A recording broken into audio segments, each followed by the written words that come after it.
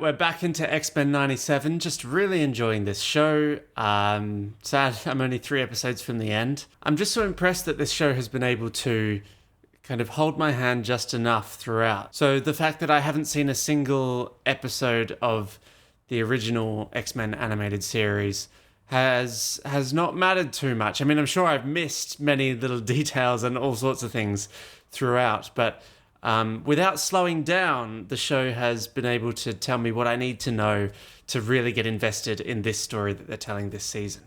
So I'm excited for that to continue. I evolved. I saw from the comments that that he's voiced by Theo James. Yes, very cool. Theo James was great in The Gentleman. And yeah, got a really good villain voice here. Now, I've never been watching these titles closely, but I do believe now, yes, they have changed it throughout the season, haven't they? Because Nightcrawler wasn't there for the first few episodes. I don't know if Professor X even was. So, oh yeah, is it really just the team who's in the episode? I'm not sure. Yeah, and some of this stuff is different, right? I don't know. I didn't pay attention from episode 1, so it's hard for me to know for sure. I feel like I'm going crazy.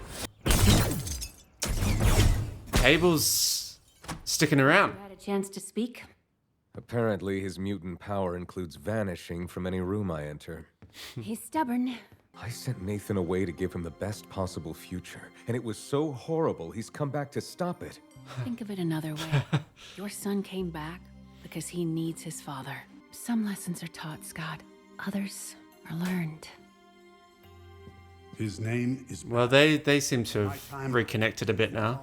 Bastion. Backing for his Prime Sentinel program. Bastion saved humanity by upgrading them. Any mutant who survived was put to work. Why the heck didn't you stop Genosha? Take a seat, Logan. He tried. Daddy's home. I've tried it all, over and over. Like this soundtrack, the time travel-y kind of soundtrack. It's like Across the Spider-Verse. That machine killed my mother. We need to make sure he doesn't do the same to anyone else. A couple centuries late in the overprotective dad bit, huh? Both of you, stop it! And our emperor Hey. welcome a new emperor, Professor Charles Xavier. To the might What? glory of the Imperium. I thought he wasn't doing this. Shocking off-world transmission was released by the UN, who now fear the X-Men faked their mentor's death to garner support for mutants.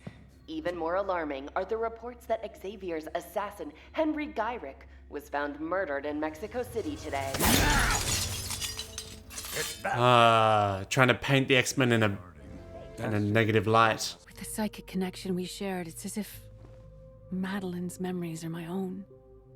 It's odd. I see her son, and I remember him kicking inside me. Memories are merely dim images echoing with emotion.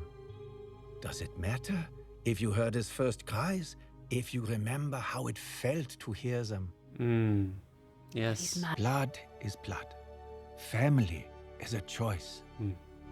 Nice one, Kurt. But yeah, how different really is Jean from Madeline, if they even share those memories?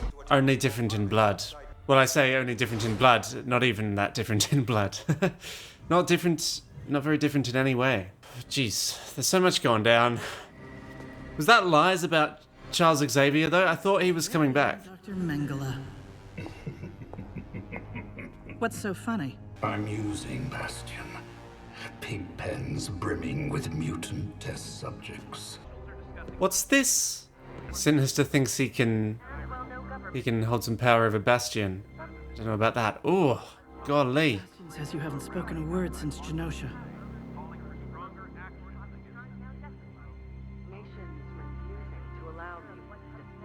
Forgive me. Curse me. Just please talk to me. You must have something to say.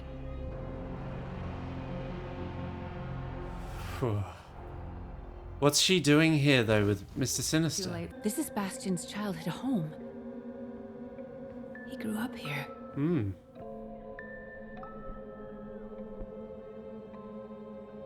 My son said you'd come get me tomorrow. He drew these. Just who is this guy? I see a child who could hear things. Not thoughts. Machines. Oh, wow. You shall be the most powerful mutant alive. And the boy's father being infected by something from the future. Huh. Sentinel technology, creating something new. Parts, past, present, and future. Will I ever be normal? You are normal. You're my son.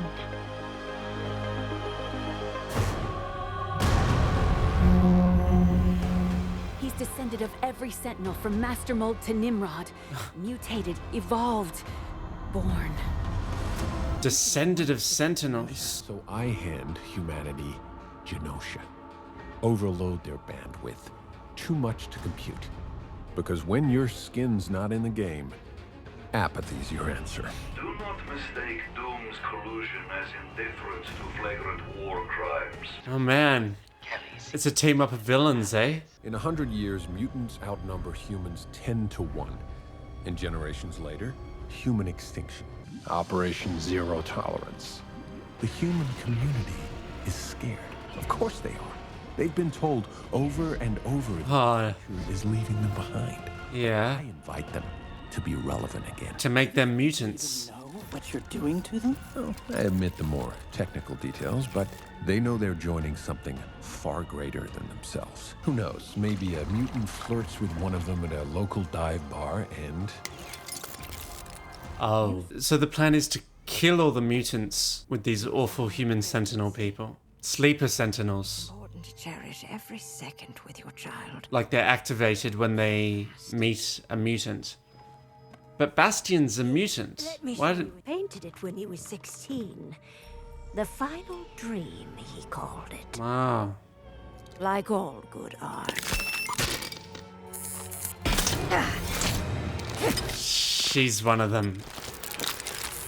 It imitates life. Yo, Ford, a little privacy? I've recalibrated some. They're everywhere. Would they know they're Sentinels? Trask didn't. Not. Oh no. They're everywhere. Even, Kate, is it?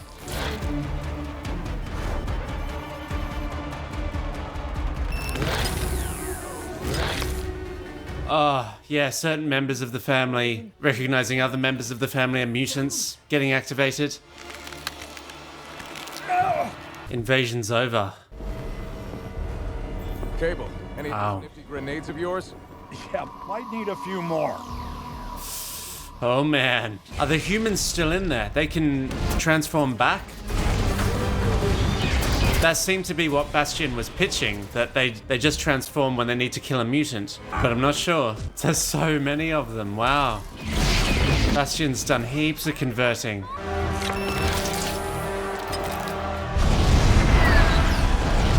The regular people are like, what the hell is going on? Filthy Neanderthal.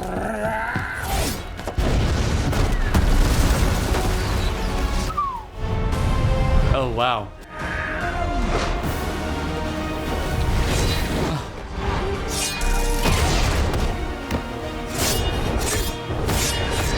Wow.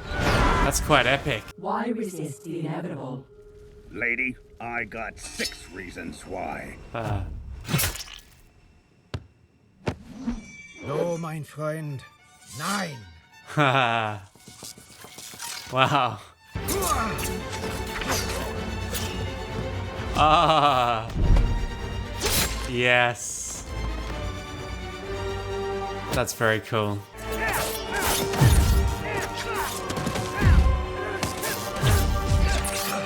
Wow. Great action. Ha.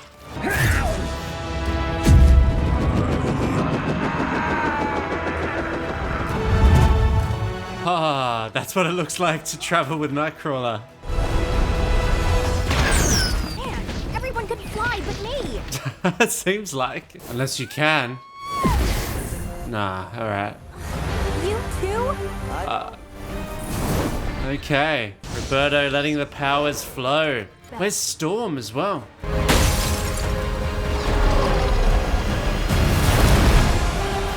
What?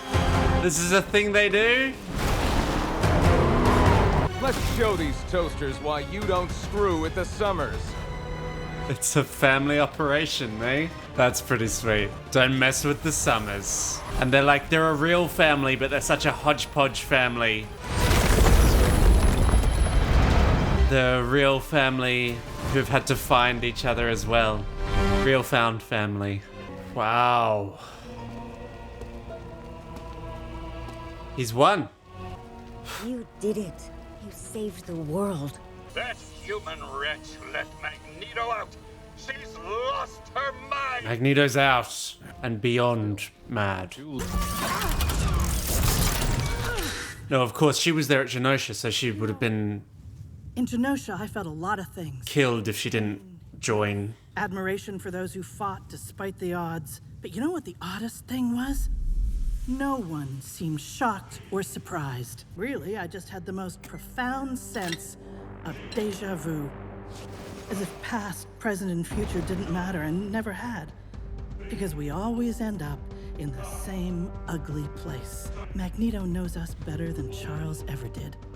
But the scariest thing about Genosha wasn't the death or the chaos. It was a thought. The only sane thought you can have when being chased by giant robots. Magneto was right. Wow.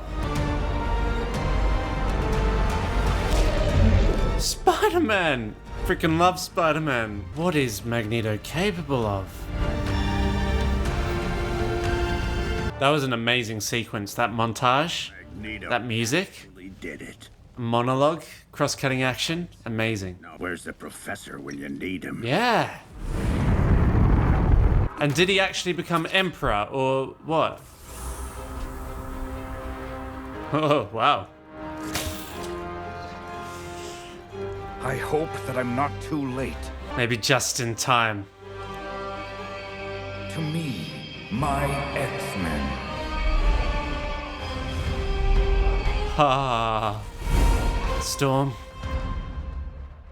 Wow. I feel like I didn't actually say much through a lot of that episode. I wasn't able to say much. Honestly, it felt like a lot of mental effort to keep up and try and appreciate how many things were happening here, because we've had a lot of spinning plates this season, and this episode, they were all continuing to spin, maybe speed up, and quite a lot of characters, my word, because, yeah, Bastion appears to be working with a bunch of other villains in his plan, and, yeah, and we got all of, like, Bastion's story in this episode. Well, the overview of his backstory, which I'm gonna destroy a little bit here, but I'm gonna say what I gathered from it, which might not be perfect, but let's see. He's a mutant who can feel machines psychically, like how Xavier can feel people, I suppose. Bastion can feel machines. That's kind of what I gathered from when he was a kid. Then there was something about Sentinels from the future coming in, taking over his father. Maybe those things happen the other way around. I'm sure eventually, maybe upon a rewatch, I'll get the details of this more accurate for myself. But I don't know, that all just came at me quite fast. But essentially, Bastion is connected to, kind of related to, the son of, in a way, all of these different Sentinels. And so that explains why, yeah, his plan involves Sentinels, a new kind of Sentinel, this zombie Sentinel, which he's been working on for a while, it seems. Already converted a lot of the Earth, basically in full control of them. Made all these androids. So he can kill all mutants. Now, why exactly he wants to do that, I'm still not totally up on. I don't know if there's an explanation for that on the way, or the fact that he's connected to Sentinels just means that it's ingrained anyway. Like, Sentinels want to kill mutants. Bastion is birthed of Sentinels. Of course, he would want to kill all the mutants. I'm not sure if it's as simple as that. Anyway, wow, it was nice to see the Summers come together a little bit. Scott and Jean and Nathan. Nathan, who, is not quite Nathan, really. He's this suddenly fully grown man they sent to the future. Jean, who's not really, at the moment, his wife or Nathan's mother. So it's this weird, disconnected family, but, nice to see them reconnecting a little bit. I suppose when outside pressures come in, when they've got to fight together, then it helps them kind of bond. No, there's no bonding like fighting off a bunch of weird zombie sentinels. That action with Wolverine and Nightcrawler was awesome. Great music there as well, a bit of classical. And did remind me of, is it X-Men 2 that has that opening Nightcrawler sequence? The Nightcrawler sequence at the White House, I think. I haven't seen that movie in a long time, but that was a cool sequence, and this was a cool sequence. I'm a bit surprised in general overall how little Wolverine has actually been a big presence in this season. He's been there throughout, had some great lines, some great moments, but for such a popular X-Men character, I expected a bit more Wolverine, but good to see him in action in this episode when he was falling through the atmosphere as well, just carving through Sentinels. Amazing. Yeah, but so I don't know what's going on with Xavier, because I swear he decided he wasn't going to stay and become Emperor. He left to come here. So I'm assuming that report we saw, that kind of news report, was a lie, because I don't think he would become Emperor and come here. It was either or. So I assume that was a lie. And a lot has been done to turn kind of public perception against the X-Men. And that's where Roberto and his mother come in, because Roberto's mother will want to play the game to be as safe as possible, which you can understand. But she will happily turn against the X-Men in order to save herself and her son. But we'll see, because Roberto is one of the X-Men now. He won't be able to turn his back on them, and his connection to Jubilee is too strong. But action-packed episode. Wow. I'm sure I've missed things as well, which I hate that feeling, putting this on YouTube and knowing that I've just missed stuff. I can't believe we saw like Spider-Man as well. That's wild. Just imagining that Spider-Man's there in New York's unique, in New York, doing his thing while all of this is going on. And now Magneto is probably in the most powerful position, yeah? And this is why we need Xavier, because Magneto was right. I'm interested to see how things play out from here. Magneto has been right this whole season, probably, but I think we're going to have to reckon with his methods. You can be right, but your way of going about something might still be wrong. And that's why it's good that we've got Xavier back. So, where we're headed, I've no idea. Let's barrel forward. Thanks for sharing your passion with me. Tomity out.